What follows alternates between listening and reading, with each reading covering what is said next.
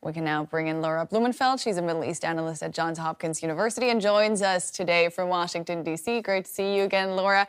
We just heard there the Emir of Qatar saying that the agreements lifted the relationship between the two countries to a whole new level. What's your assessment? Where do things stand?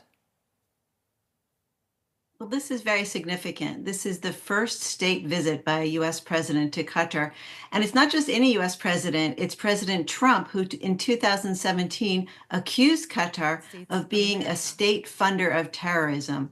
So, what you have today in 2025 is potentially Air Force One and Hamas being paid for by Qatar once again. So, this is a big 360 turn. And I think what it shows just about American foreign policy, we've always tried to balance values and interests. Under this president, what we're looking at is actually what is a good value and self-interest. And by self-interest, I mean, yes, good for America, America first, but also good for Trump, the Trump family, because in addition to these Boeing contracts, there were some $243 billion worth of deals that were signed today. There was also a luxury golf tournament, a golf course and club that was being signed between Trump organization and the Qataris. So again, these are self-interest, America interest. They're all wound up in one inside the man we know as Donald Trump.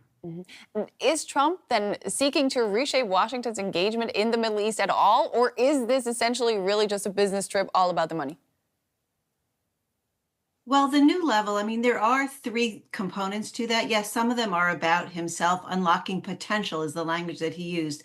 Unlocking potential for his family, but also for the region. I mean, in one sense, he's trying to unlock, number one, investment.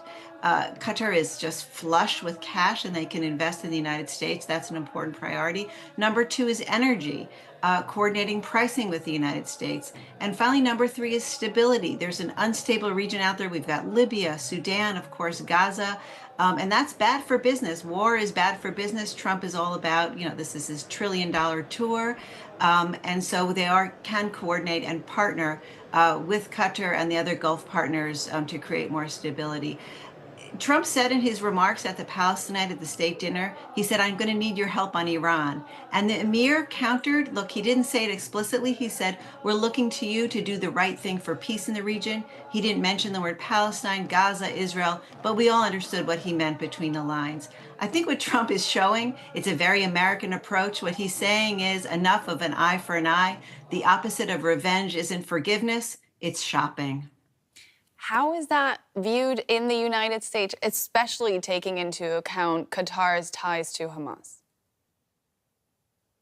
Well, I think there's been mixed reactions, especially in Congress, from Republicans who traditionally have been hard on terrorism, hard on Hamas, hard on Iran, and frankly, hard on Russia.